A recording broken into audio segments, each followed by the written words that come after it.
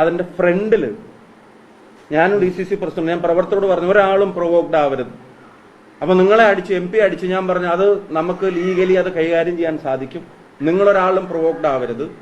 ഞാൻ അപ്പോഴും രണ്ടാമത് പരിക്കേറ്റ് നിൽക്കുമ്പോഴും ഞാൻ അതാണ് അവരോട് പറഞ്ഞു, നിങ്ങൾ പ്രൊവോക്ഡ് ആവരുത്, ഇത് ലീഗലി കൈകാര്യം ചെയ്യാൻ നമുക്ക് സാധിക്കും, ജനങ്ങളുടെ മുമ്പിൽ ഇത് എക്സ്പോസ് ചെയ്യാൻ നമുക്ക് സാധിക്കും, അതുകൊണ്ട് ഞങ്ങൾ രണ്ടുപേരും പോയി സംസാരിക്കാം, നിങ്ങൾ ഇവിടെ നിൽക്കണം എന്ന് പറഞ്ഞ് പ്രവർത്തകരെ മാറ്റി നിർത്തിയിട്ട് ഞങ്ങൾ അവിടെ ചെല്ലുമ്പോൾ ഈ മുൻനിരയിൽ നിൽക്കുന്ന ഒരുത്തനോട് ഞാൻ ചോദിച്ചു, താനല്ലേ എന്നെ മർദ്ദിച്ചതെന്ന് ഞാൻ അവിടെ ചോദിച്ചപ്പോ അയാൾ അപ്പൊ എത്ര ആളുകളുടെ ഇടയിൽ എന്നോട് പറഞ്ഞു, ഞാൻ ഇതിന്റെ മുമ്പിൽ ഉണ്ടായിട്ടേ ഇല്ല സാറേ, ഞാൻ ബാക്കിലാണ് നിന്നിരുന്നത്.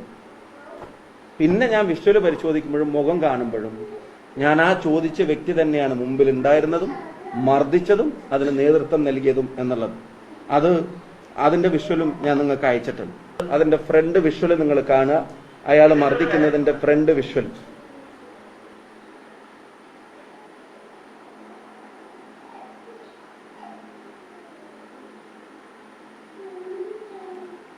ഷാഫി പറമ്പിലിനെ ആക്രമിച്ചതും ഷാഫി പറമ്പിലിനെ തല്ലി മൂക്ക് പൊട്ടിച്ചതും ഈ പറയുന്ന പോലീസുകാരനാണ്.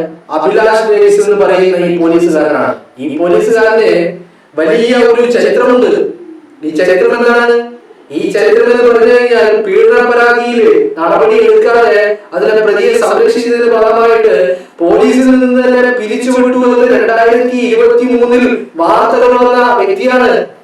പക്ഷേ ആ വ്യക്തിയെ പിരിച്ചുവിടുക എന്നുള്ള വാർത്ത മാത്രമേ ഉണ്ടായിരുന്നുള്ളൂ. അത്തരത്തിലൊരു നടപടി ഉണ്ടായിട്ടില്ല. ഗുണ്ടാബന്ധമുണ്ട് എന്ന് പറഞ്ഞുകൊണ്ട് ഇയാൾക്കെതിരെ നടപടി ഉണ്ടായില്ല. നടപടികളൊക്കെ വെറും വാർത്തകളിൽ മാത്രമേ ഉണ്ടായിരുന്നുള്ളൂ. അല്ലാതെ ഇയാൾക്കെതിരെ ഒരു നടപടിയും ഈ പറയുന്ന പോലീസിന്റെ ഭാഗത്തുനിന്നുണ്ടായിരുന്നില്ല. ഇയാള് ആരാണെന്ന് ചോദിച്ചാൽ വലിയ ക്രിമിനലാണ്, ഡിവൈഎഫ്ഐയുടെ ഗുണ്ടയാണ്. ആ ഗുണ്ടയാണ് ഷാഫി പറമ്പിലിനെ മർദ്ദിച്ച് അയാളുടെ മൂക്കിന്റെ പാലം അടിച്ചു പൊട്ടിച്ചത്. തെളിവുകളും വീഡിയോകളും സഹിതം ഇന്ന് വന്ന് ഷാഫി പറമ്പിൽ ഇങ്ങനെ വന്ന് വാർത്താ സമ്മേളനം നടത്തുമെന്ന് ഈ പറഞ്ഞ സഖാക്കൾ ആരും ഒരിക്കൽ പോലും ചിന്തിച്ചിട്ടുണ്ടാവില്ല, അല്ലെങ്കിൽ അവർ സ്വപ്നത്തിൽ കണ്ടിട്ടുണ്ടാവില്ല. ഷാഫിക്ക് ഇവിടുത്തെ മാധ്യമങ്ങൾക്ക് കിട്ടാത്ത വീഡിയോ എവിടുന്ന് ഷാഫിക്ക് കിട്ടിയെന്ന് ചോദിച്ചാൽ അന്ന് അവിടെ ഷാഫിയോടൊപ്പം എത്രയധികം പ്രവർത്തകരുണ്ടായിരുന്നു. അവരൊക്കെ അവരുടെ കൈകളിലൊക്കെ മൊബൈലുകൾ ഉണ്ടായിരുന്നു. അവർ ഇതൊക്കെ ഷൂട്ട് ചെയ്ത് വെച്ചിട്ടുണ്ട്. ഇതൊക്കെ ഈ പറയുന്ന കോൺഗ്രസിന്റെ നേതൃത്വത്തിന്റെ കയ്യിൽ എല്ലാവിധ വ്യക്തമായ തെളിവുകളുമുണ്ട്. ഷാഫിയെ വളഞ്ഞിട്ട് ആക്രമിച്ചത് തന്നെയാണ് അജണ്ടകളുടെ ഭാഗമായിട്ട് മുകളിൽ നിന്ന് കിട്ടിയ ചില നിർദ്ദേശങ്ങളുടെ അടിസ്ഥാനത്തിൽ ഷാഫിയെ മർദ്ദിച്ചത് തന്നെയാണ്. ഇപ്പോ 2023 കേരളത്തിലെ എല്ലാ വാർത്താ മാധ്യമങ്ങളും പുറത്തുവിട്ട വാർത്തയാണ് ഈ അഭിലാഷ് എന്ന് പറയുന്ന ഈ പോലീസുകാരനെതിരെയുള്ള നടപടി. അയാൾ പോലീസുകാരിൽ നിന്ന് പിരിച്ചുവിട്ടു എന്നായിരുന്നു അന്നത്തെ വാർത്ത. പക്ഷേ ഇന്ന് നോക്കുമ്പോ അയാൾ പോലീസിൽ നിന്ന് പിരിച്ചുവിട്ടിട്ടില്ല, മാത്രമല്ല അയാൾ സർവീസിലുണ്ട്. അയാൾക്ക് ആരാണ് ഒത്താശ ചെയ്തു കൊടുത്തത്? ആരാണ് അയാളെ സംരക്ഷിച്ചത്? പിരിച്ചുവിടേണ്ട ഈ വ്യക്തിയെ ആ പറയുന്ന നടപടിക്രമങ്ങൾ തടസ്സപ്പെടുത്തിക്കൊണ്ട് വെറും സസ്പെൻഷൻ മാത്രമാക്കി ചുരുക്കിക്കൊണ്ട് അയാൾ വീണ്ടും സർവീസിലേക്ക് തിരിച്ചെത്തിച്ചത് ആരാണ്? ഈ പറയുന്ന TP രാമകൃഷ്ണനാണ്. പേരാമ്പ്രയിലെ MLA ആയിട്ടുള്ള TP രാമകൃഷ്ണൻ. TP രാമകൃഷ്ണന്റെ അടുത്ത അനുയായി ഡിവൈഎഫ്ഐയുടെ ഗുണ്ട. അതാണ് ഈ അഭിലാഷ് എന്ന് പറയുന്നത്. ആ അഭിലാഷാണ് ഈ പറയുന്ന ഷാഫി പറമ്പിലിന്റെ മൂക്കടിച്ച് പൊട്ടിച്ചത്. ദൃശ്യങ്ങൾ നിങ്ങൾ കണ്ടില്ലേ? വളരെ വ്യക്തമായി നിങ്ങൾ കണ്ടില്ലേ? എല്ലാ കാര്യങ്ങളും നിങ്ങൾ കണ്ടില്ലേ? ഇനിയും നിങ്ങൾ വിശ്വസിക്കുമോ സഹോദരങ്ങളെ? ഇനിയും നിങ്ങളുടെ ന്യായീകരിക്കാൻ ഇറങ്ങുമോ? അതോ അഭിലാഷ് ഞങ്ങളുടെ ആളല്ല എന്നാണോ നിങ്ങളുടെ അടുത്ത ക്യാപ്സ്യൂള്? നിങ്ങൾ എത്രയൊക്കെ ക്യാപ്സ്യൂളുകൾ ഇറക്കിയാലും അഭിലാഷും ഈ പറയുന്ന TP രാമകൃഷ്ണനും പേരാമ്പ്രയിലെ നേതൃത്വവും സഖാക്കളും ഒക്കെയുള്ള ബന്ധം അത് പേരാമ്പ്രക്കാർക്ക് നല്ല വ്യക്തമായ ബോധമുള്ളതാണ്. ആ ബോധ്യത്തിന്റെ അടിസ്ഥാനത്തിലായിരിക്കും ഈ വരുന്ന 2026 തെരഞ്ഞെടുപ്പ്. ഇങ്ങനെയും അക്രമം അത് ഷാഫിയെ തെരഞ്ഞു പിടിച്ചടിച്ചതല്ലേ? കാരണം ലാത്തി ചാർജ് ഉണ്ടായിട്ടില്ല എന്ന് VK ബൈജു പറയുമ്പോ VK ബൈജു നിർദ്ദേശം കൊടുത്തിട്ടില്ല, അവിടെ അതുകൊണ്ട് ഒരു ലാത്തി ചാർജ് ഉണ്ടായിട്ടില്ല. ലാത്തി ചാർജ് എന്ന് പറയുന്ന നമ്മളതിനെ എങ്ങനെ പറയും? സാധാരണഗതിയിൽ ലാത്തി ചാർജ് ഉണ്ടാകുന്നത് ഹയറാർക്കിയിൽ മുകളിൽ നിൽക്കുന്ന ആള്, ആ ആള് ഒരു കമന്റ് നൽകുമ്പോൾ നിർദ്ദേശം നൽകുന്നതിനനുസരിച്ചാണ് ലാത്തി ചാർജ് നടത്തുന്നത്. ഇവിടെ അത്തരത്തിൽ ഒരു ഈ പ്രക്രിയകളിലൂടെ നടന്ന ഒരു ലാത്തി ചാർജ് ഉണ്ടായിട്ടില്ല. പക്ഷെ അവിടെ ലാത്തി കൊണ്ട് അടിച്ചിട്ടുണ്ട്. ലാത്തി കൊണ്ട് അടിച്ച് ചൂരൽ വെച്ച് അടിച്ചിട്ട് ഷാഫിയുടെ മൂക്കിന്റെ പാലം അടിച്ച് പൊട്ടിച്ചിട്ടുണ്ട്. ആ അടിച്ച് പൊട്ടിച്ചിരിക്കുന്ന വ്യക്തി ഈ പറയുന്ന അഭിലാഷാണ്. എന്തേ ഞങ്ങൾ ടൂൾ ഉപയോഗിച്ച് ഈ പോലീസുകാരനെ കണ്ടെത്തുമെന്ന് പറഞ്ഞ പോലീസുകാരന് SP-ക്ക് എന്തേ ടൂൾ ഇപ്പൊ ഇല്ലേ? ടൂൾ പണിമുടക്കിയോ? നിങ്ങളുടെ ടൂൾ പണിമുടക്കിയാലും കുഴപ്പമില്ല, അടിച്ച പോലീസുകാരനെ ഞങ്ങൾ കണ്ടുപിടിച്ചിട്ടുണ്ട്, നിങ്ങൾക്ക് കാണിച്ചു തന്നിട്ടുമുണ്ട്. ഇനി എന്താണ് മുന്നോട്ടുണ്ടാകുന്ന നടപടി എന്നുള്ള കാര്യത്തിൽ ഞങ്ങൾ അത്ര വലിയ താല്പര്യമുള്ള ആളുകളല്ല. കാരണം ഈ പറയുന്ന പീഡന കേസിലെ പ്രതിയെ സംരക്ഷിച്ചതിനും ഗുണ്ടാബന്ധം ഉണ്ടായതിനും ഈ പറഞ്ഞ അഭിലാഷിനെ സർവീസിൽ നിന്ന് പിരിച്ചുവിടാൻ നിന്ന സ്ഥലത്ത് നിന്ന് അങ്ങനെ ഒരു തീരുമാനമെടുത്ത് കഴിഞ്ഞിട്ട് പോലും അത് വാർത്തകളിൽ മാധ്യമങ്ങളിൽ വാർത്തകളായി വന്നിട്ട് പോലും ആ നടപടി ആ തീരുമാനം പിൻവലിച്ചുകൊണ്ട് അയാളെ സസ്പെൻഷനിൽ മാത്രം ഒതുക്കിക്കൊണ്ട് അയാളെ വീണ്ടും സേനയിൽ എത്തിക്കൊണ്ട് നിങ്ങൾ അയാളെ സംരക്ഷിച്ചിട്ടുണ്ടെങ്കിൽ ഈ അഭിലാഷ് എന്ന് പറയുന്നത് ചെറിയനല്ല. അഭിലാഷ് എന്ന് പറയുന്നത് ചെറിയ തീരുമാനമല്ല. സേനയിൽ നിന്ന് ഇറങ്ങി പോകേണ്ട, പുറത്താക്കപ്പെടേണ്ട വ്യക്തി ആ തീരുമാനം പിൻവലിച്ച് അയാളെ സസ്പെൻഷനിൽ മാത്രം ഒതുക്കിക്കൊണ്ട് അയാളെ സംരക്ഷിക്കാൻ ആളുകൾ ഉണ്ടായിട്ടുണ്ടെങ്കിൽ ഈ പറയുന്ന വ്യക്തിയും അഭിലാഷും ഈ പറയുന്ന MLA-യും ഈ പറയുന്ന LDF കൺവീനറും ഒക്കെയുള്ള തമ്മിലുള്ള ബന്ധം, അവർ തമ്മിലുള്ള ആത്മബന്ധം അത് പരിശോധിക്കപ്പെടേണ്ടതുണ്ട്.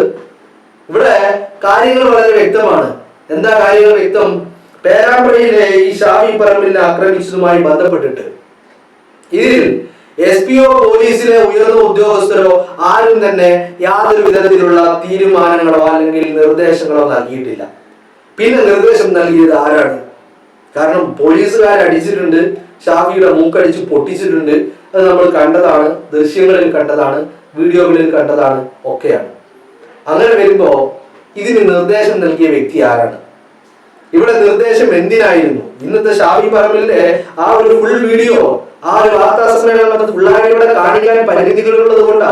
പരിമിതികൾ എന്ന് പറയുമ്പോ നിങ്ങൾ വിചാരിക്കേണ്ട മറ്റെന്തെങ്കിലും പരിമിതിയാണെന്ന് അല്ല. ഈ വീഡിയോയുടെ ലെങ്ത് കാരണം ഉള്ള ഒരു പരിമിതി കാരണമാണെന്ന് ഞാൻ ഫുള്ളായിട്ട് ഇവിടെ കാണിക്കാത്തത്. മനസ്സിലായില്ലേ?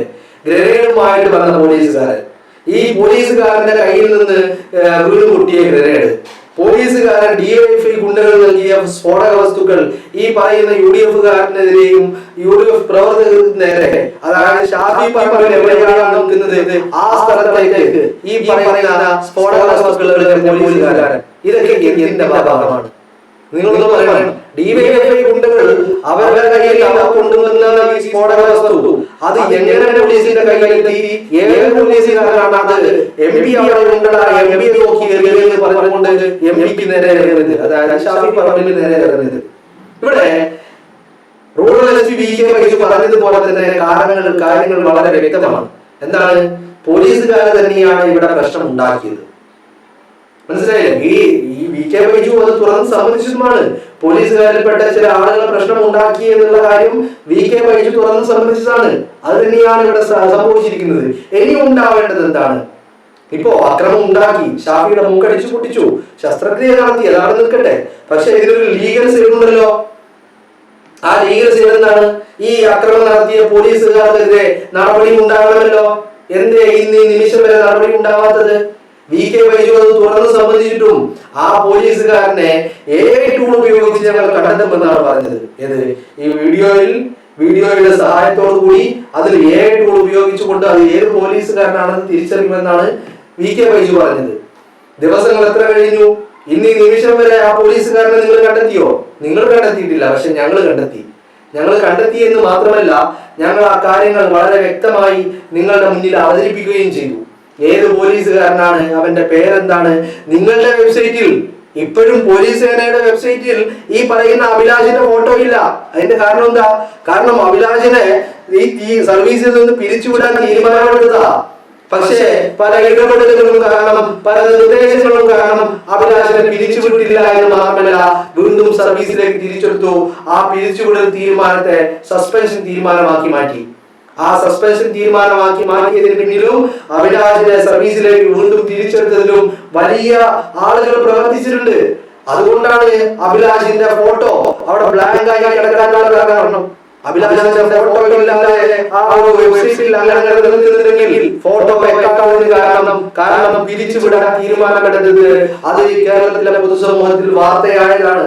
ആ വാർത്തയായ വ്യക്തിയെ വീണ്ടും സംരക്ഷിച്ചു പിടിക്കുന്നതിനെങ്കിൽ ഇത്തരത്തിൽ ഫോട്ടോ വെക്കാതെ ആളെ തിരിച്ചറിയാൻ പറ്റാത്ത രീതിയിൽ ആളെ സംരക്ഷിച്ചു പിടിക്കുന്നുണ്ടെങ്കിൽ വളരെ വ്യക്തമായ കൂടി തന്നെയാണ് ഈ അഭിലാഷ് പറയുന്ന ഇന്ത്യയെ തിരിച്ചടിച്ചിട്ടുള്ളത്.